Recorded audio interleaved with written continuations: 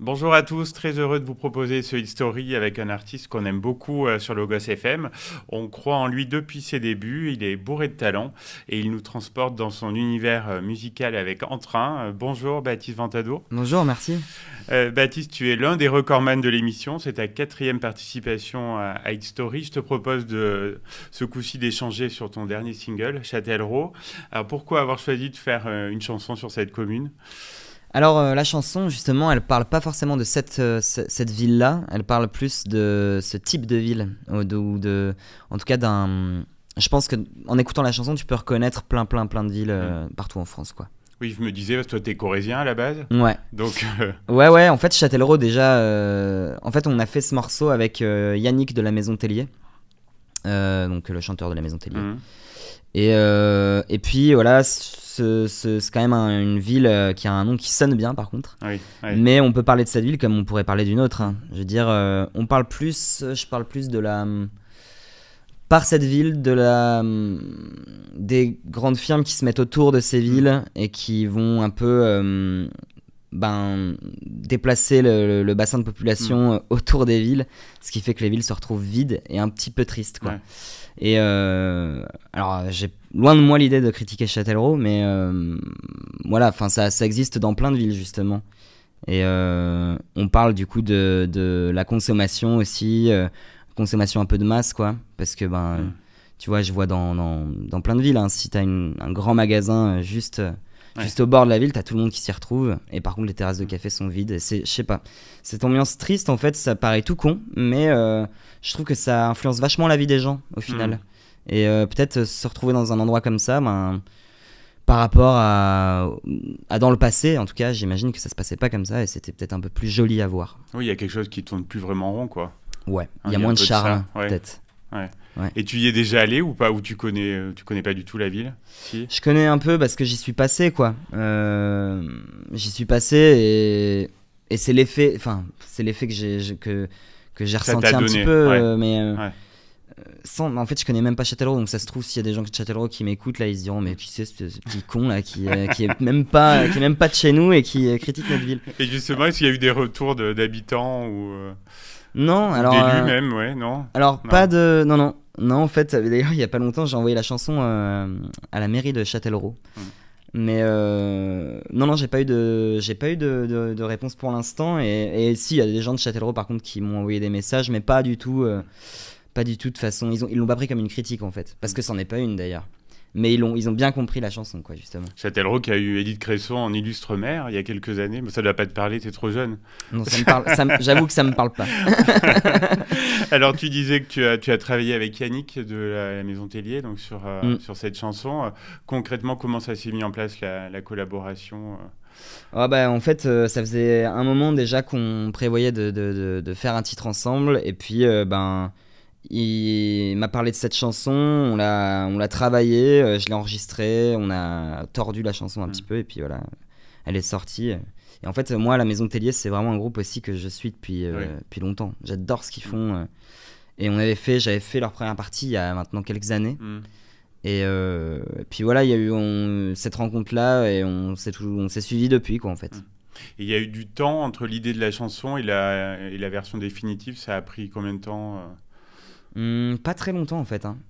Parce que c'est une des chansons les plus étranges, je pense que, enfin, en tout cas par rapport à celle que tu as pu sortir ouais, voilà. auparavant. Je pense que les gens, il y a Ouais. pas mal de gens qui se sont dit ouais, enfin d'ailleurs je l'ai vu, hein, j'ai reçu des messages où les gens disaient mais Un petit côté déroutant ouais, c'est un peu déroutant, je pense, parce que c'est beaucoup plus rock, c'est dans une autre veine, et en même temps c'est vraiment une veine que moi j'ai envie d'assumer complètement. C'est vraiment de cette musique là que je viens en fait, de cette part de la chanson française un peu plus rock, quoi.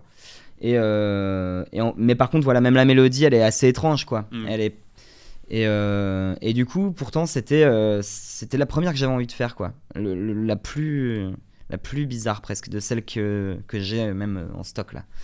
Un peu la plus étrange, et puis voilà, la prod elle était pareil bizarre, vraiment très industrielle, enfin voilà, beaucoup moins bucolique, on va dire. Ouais. Et j'aime bien les premières secondes de l'instru, on est tout de suite capté en fait par la chanson, c'était voulu. Ah bah merci. Ouais. Ouais, Ouais. en fait ces boîtes à rythme là Oui. aussi pareil. Ouais. Et c'est ça que j'aime bien, justement. C'est un côté un peu plus urbain, plus industriel, ouais. Et dans les paroles, il est beaucoup question de cinéma. Ouais. C'est quelque chose qui revient beaucoup, multiplex, cinéma. Ouais, bah en fait, c'est toutes ces. En fait, je parle vraiment de bâtiments, hein, mais ça peut, le bar du bowling aussi, c'est un peu la phrase qui. Mais tous ces endroits-là qui font penser justement à ces zones-là, quoi. Est-ce que ce morceau a déjà une vie sur scène? Est-ce que tu as eu l'occasion déjà plusieurs fois? Alors en fait, pour l'instant, je l'ai pas trop fait sur scène. Je l'ai fait une fois parce qu'il y a un mois, je jouais dans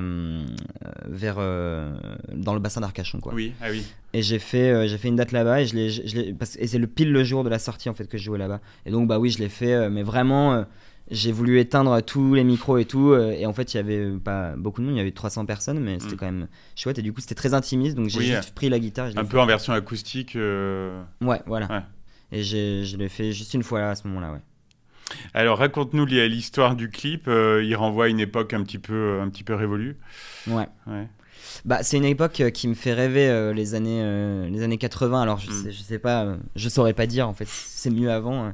C'était bien, c'était bien. Ah ouais, c'est vrai. J'ai un peu connu. Mais c'est presque à toi qu'il faudrait demander là. Non, en tout cas, ouais. Moi, je suis pas du tout partisan du c'était mieux avant. Puis d'ailleurs, j'en sais rien du coup. Mais par contre, les années 80, c'est un peu une époque qui fait rêver. Ça te fait fantasmer parce que tu l'as pas trop connu, donc. Bah ouais. En tout cas, il y a une idée, je m'en fais une idée vachement sympa, quoi, sur plein de points, hein, sur la fête, et la musique aussi. L'insouciance, ouais, peut-être l'insouciance, et puis la musique aussi. Il y avait plein de choses qui apparaissaient qui sont chouettes, quoi. Tu vois, toutes les sonorités un peu électroniques, le punk aussi. Le punk, alors même le punk, c'est quand même énorme ce que ça a eu comme influence dans l'histoire de la musique, même dans la chanson française, quoi. Et je sais pas, mais c'est une époque qui me fait plutôt rêver, ouais. Et donc c'est des images d'archives d'une discothèque en fait où tout est resté en plan après la fermeture, quoi. Bah ouais, on dirait que presque ça a été fermé, genre il y a juste le mec qui s'est barré un matin et il a laissé les clés ou je sais pas, tu vois, et l'endroit a été abandonné, mais pas comme si c'était vraiment du jour au lendemain, quoi. Tout est resté sur place. Et donc c'est le clip, c'est ces images d'archives là où c'est quelqu'un qui fait de l'urbex, donc qui va fouiller des endroits abandonnés et qui va dans cette boîte là, qui découvre tous les débris qu'il y a, et voilà, par exemple un cendrier avec des mégots dedans encore, alors que ça fait 30 ans que c'est là, quoi. Les bouteilles non terminées. Ouais, voilà, des bouteilles presque le liquide s'est pas évaporé. Non, c'est assez fou comme endroit. Et donc on a fait le parallèle dans le clip avec des images des années 80 où la boîte aurait encore eu une vie, et on trouvait ça drôle, c'est drôle comme parallèle. On invite les auditeurs à aller le voir sur toutes les plateformes. C'est quoi l'avenir de la chanson? C'est figurer sur un nouvel album? Oui. Ouais, en fait, alors je sais pas si elle sera sur le nouvel album, celle-ci. Ça sera un unitaire peut-être j'en sais rien. En fait, j'en sais rien parce que là j'écris beaucoup. Donc je sais pas encore combien il y aura de titres sur l'album. Je sais même pas trop quand il sortira parce que j'ai encore envie d'écrire. Et j'ai envie de profiter vraiment de ce moment-là où je suis où j'ai vraiment envie d'écrire justement pour en faire le maximum. Et après sélectionner vraiment les bonnes pour faire l'album. Et je sais pas donc lesquelles il y aura encore. C'est assez flou pour moi encore, quoi.